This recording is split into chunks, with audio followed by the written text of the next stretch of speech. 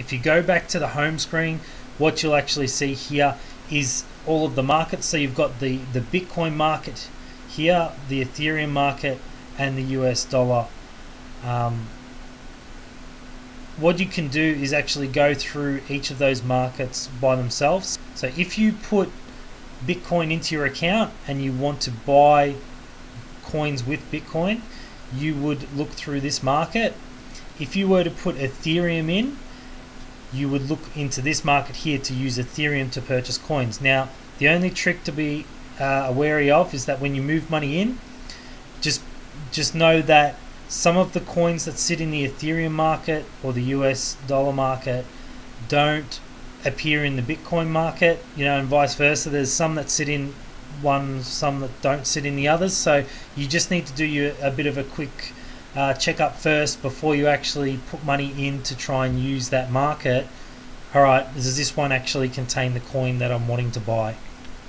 So once you're in there, you can see each of the different currencies there, their volume change over the 24-hour period, up and down, last price, etc. All that stuff's in there, and you can go through the different pages and see all the different coins here. So what I'm going to do is just open one up and we'll go from there. So I'm going to go for let's say Bitcoin to XRP, which is Ripple, which is currently down at the moment, -4%. And when that opens up, it'll actually show you that coin itself. So the Ripple market against Bitcoin. So if I went into the Ripple market against Ethereum, it'll actually have different figures because it's obviously calculating out at Ethereum rate. Sometimes when you watch the markets move, you'll actually see that if the Ethereum goes down, sometimes the Ripple that goes down with it is on par. So whether or not it's better to then stay in the Bitcoin market or the Ethereum market, depending on how everything's moving, that's really what you have to get to learn how to do and read up on how these coins are going to get affected. So if the one market might be going up, one might be going down, that's where you can look at making your gains or your profits there. Now, just on the front page here, we've got the actual chart itself against the timeline. Now that timeline here is set at 30 minutes. I can change that to down to the minute if I wanted to, and that refreshes. So every minute it's going to refresh and show how this coin's actually moving. So right now you can see this peak coming up here, and then it's kind of about even. If I was to jump back to a 30-minute, it just looks like it's all going straight down. So sometimes you need to jump back into the smaller time frames just to see where it's actually sitting at the moment, because the difference between it all looking like it's going down compared to, okay, there's a bit of a gain here. If you purchased here at 2550 and then got up to 2583, that's still a bit of a percentage gain there of roughly 33 satoshis. So any gains are good. You just have to make sure that whenever you're buying, that you buy on the low, you sell on the high. Otherwise you're just throwing your money away. That's pretty basic rules there. So on the side here, we've got the actual currency itself, the last price it was at, its volume, and its volume in the 24-hour high and low, which I'll show you a bit further down as we go down into the trading section. You've got buying of the currency, so in this case Ripple, and you've got selling of Ripple. So you will have here the amount of Bitcoin that's available, and over the other side you'll have how much Ripple's available. So when you want to sell, it'll tell you how much you've got to sell there, the price that you would set, and the number of coins you want to purchase, and then underneath you'll see the total amount for Bitcoin that you would actually be using to buy. So the same on the other side with the selling, how many coins of Ripple you want to sell, at what price, and then this is how much Bitcoin you will get back from that. Now on top of that, there is fees to add a buy or sell order into the list, so you need to make sure that when you're buying and selling that those fees aren't going to outweigh any of your earnings there and make it a bit pointless. So even if you might make that small gain in here, if you sell it, you may actually not make much of a gain because a lot of that could be taken up in fees. So you just need to check and make sure what you'll be making back versus how much you actually spent to actually purchase the coin. Now the order books we have down here, we've got the bids on one side and the asks on the other. So what you'll see here is it's constantly moving. So this is live people actually purchasing coins right here. So you can see in the order for the bids, what we've got is the price here at 2590 satoshis. This person's put in a bid for, see, it keeps on moving. So put in a bid for 7,000. It's gone. It's already purchased. So you got to be quick on these things. You got to see how things move. But you'll have your bidding on one side of the price you're willing to purchase the coin at, how many you're willing to purchase, and as you can see there, it keeps on moving. So once someone is actually put in a sell order on the other side that meets that criteria, the transaction will occur and that person will then have sold their Ripple across to the other person who's bought it. Now as you use it, you'll see that some of the orders, if you say for example buy 10,000 coins and someone only has 5,000, it'll purchase that 5,000 and then try and get the next 5,000 at the same price from someone else if it's available. Same ways going the other way. If you're trying to purchase something at a rate and someone only has too much of it, so if they put in an order for 10,000 and you only want 5, you will buy 5,000 of their coins and the rest of their 5,000 will stay in that selling book there. So same thing on the other side, you'll see the price here in Bitcoin, you'll see how many they're selling. So as we move down, you'll see the open orders that you have in there, and then the market history. So as you can see here, the purchases happening every few seconds. So buying and selling at the price at the coins. So, and my order history, I haven't done anything on this account, so it's not going to show anything in there. And as we go back up, so say for example, instead of filling in these orders and saying I want whatever amount of coins at certain price, you can look at them roughly in the market here and say, look, I'm actually pretty close to wanting to buy Ripple around one of these prices. So you can actually click on one of these and it'll actually fill it up the top. So if I wasn't stuffing around with it, and I'll clear it out, if I say this one here, I click on that, it'll fill it out with the price. Now it's not going to show the numbers in here until you hit either max. It'll show you the maximum amount you can buy, or you can actually type it in yourself.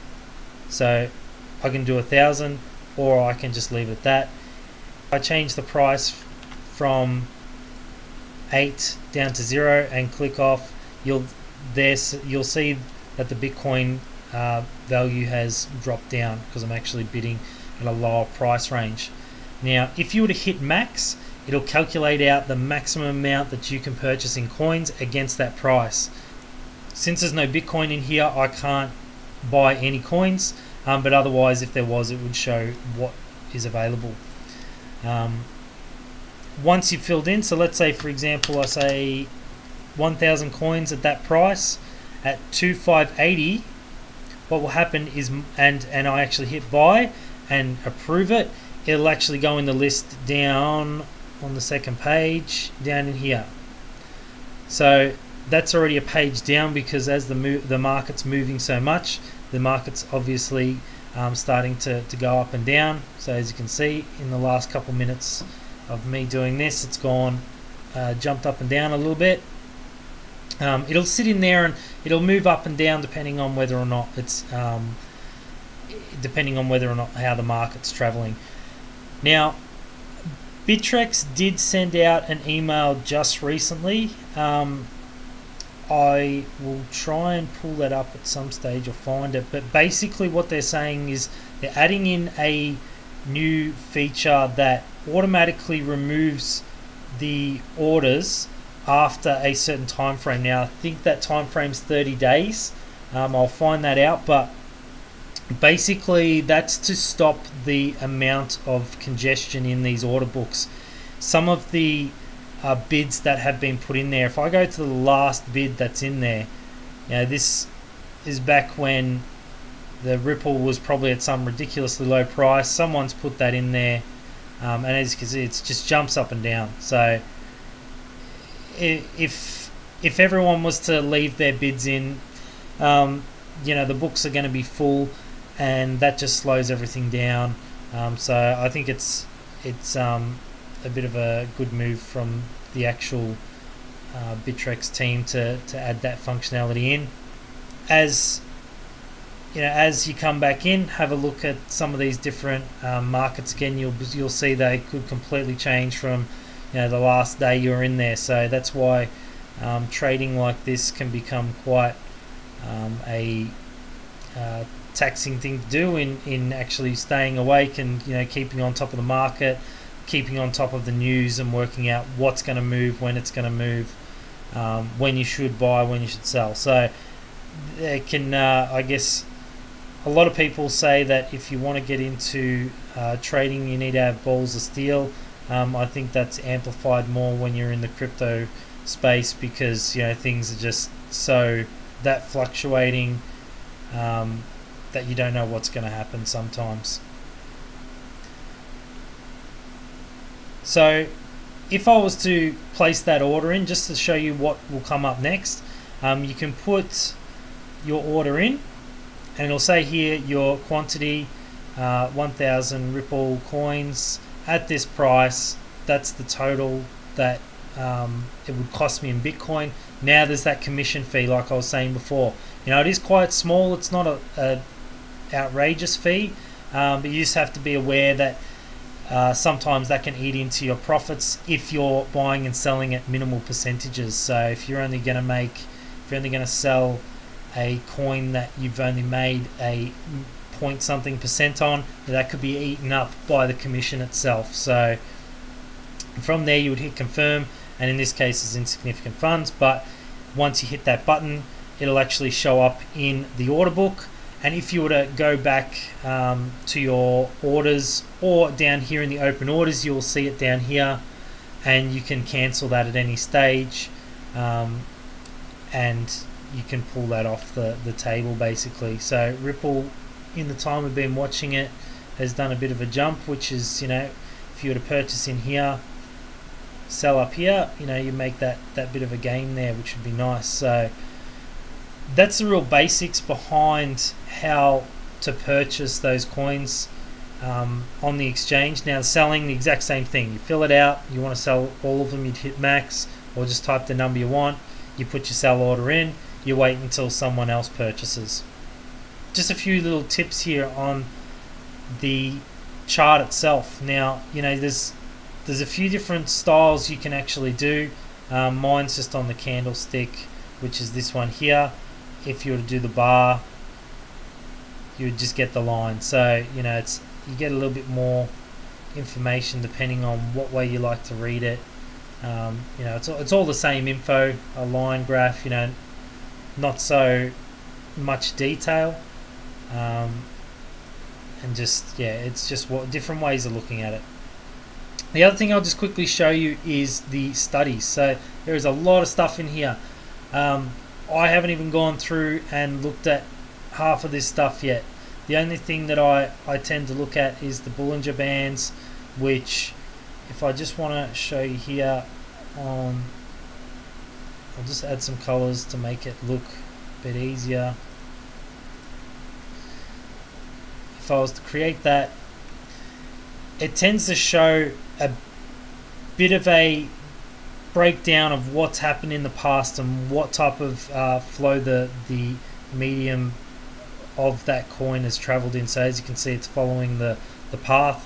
To me, looking at some of these lines and seeing where it hits down the bottom of the band is usually a good place to look at buying. So obviously, if you purchased here, it's still quite at a bit of a high, and you would have had to have wait until later on today to actually sell at a profit. So sometimes it works, sometimes it doesn't. It's just a rough indicator, but as you can see, as it's getting down further and further right down off the chart here, that lines up quite nice there of where it would have been a good time to buy. Similar up here again, price, where to sell, quite good gains here. It really depends on how, I guess, greedy you are in wanting to hold out. You could hold out and this could spike up to the 2.7. You don't know unless there's some news that's come out that's making this happen. You just got to try and look at where are you willing to buy, where are you willing to sell, unless you know something about the coin itself. And then there's a lot of other studies in here you can go through and turn on and try out. The Bollinger Bands is just the only one I tend to use, and that's really a basic on how to use the exchange to buy and sell coins. So if you were to go back to any of the other markets, you'll find the same thing here, different coin. You'll get the same layout, same information.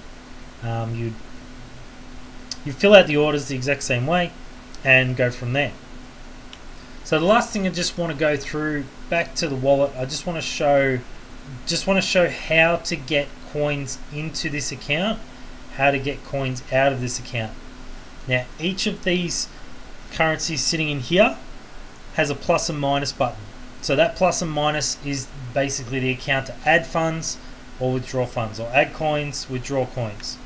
So in this case with Bitcoin, I'm going to click on the plus button and it's going to say deposit Bitcoin, and it's going to give you an address. Now that address from default is not in there, so there's no address sitting. All you have to do is hit new address, it'll generate one. QR code, nice and easy. Jack's wallet, whatever you want to use, whatever wallet you're using, however you want to get it in. Scan, boom, send your coin in. It'll sit there on the blockchain for a little bit, and then after it's confirmed, I can't remember how many confirmations it is, it could be 20 or 50, I think it may be 20. It'll then appear in your account to then purchase whatever coins you want. This is taking a second to actually generate the address.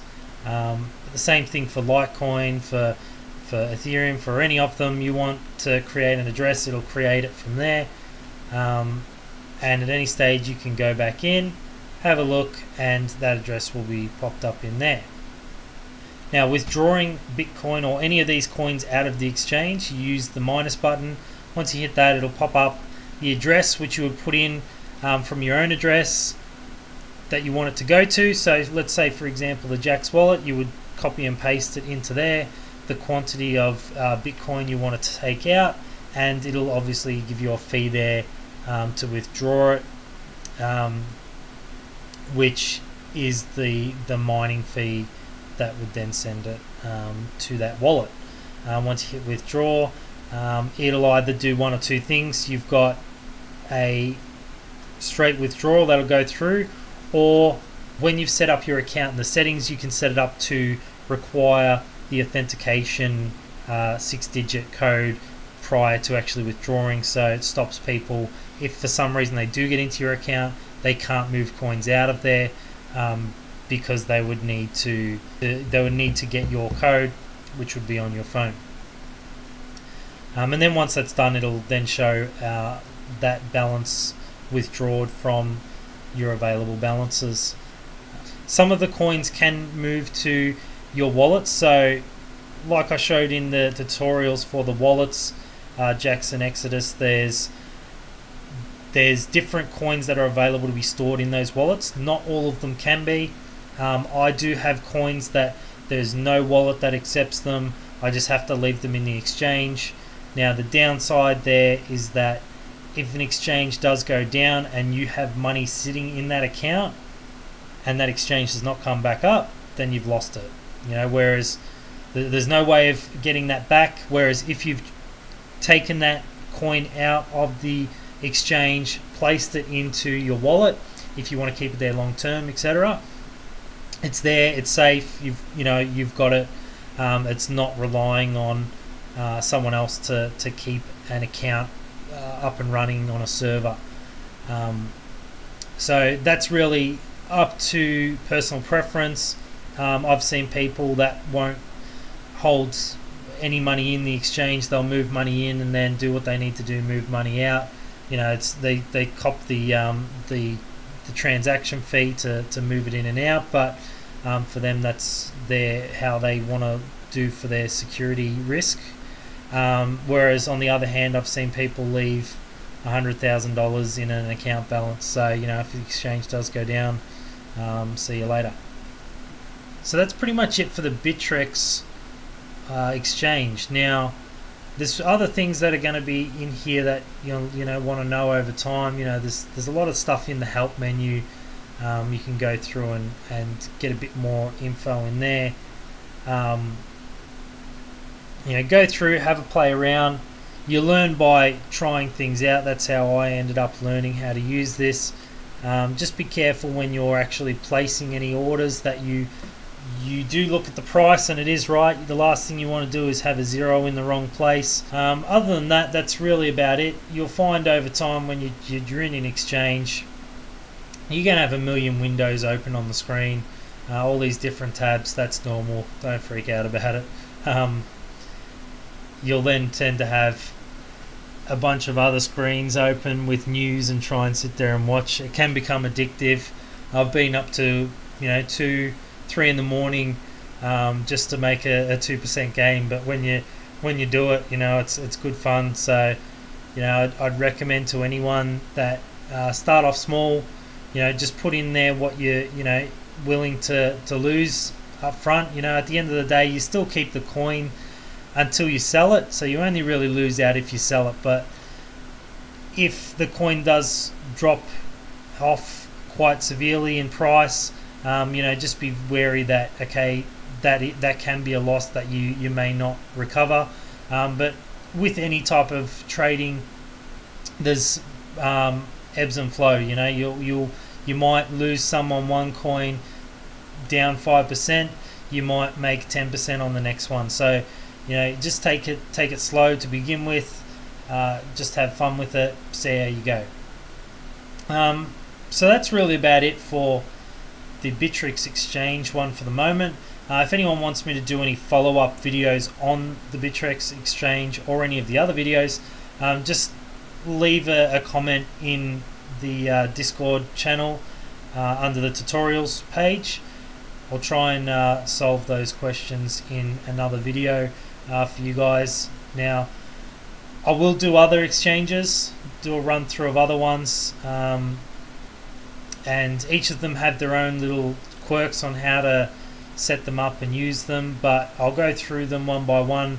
So Bittrex is one of the major exchanges that I started using, so that's why I'm comfortable in doing this video straight up. And that's really about it. So thanks for watching. We'll see you guys next time. I already said that.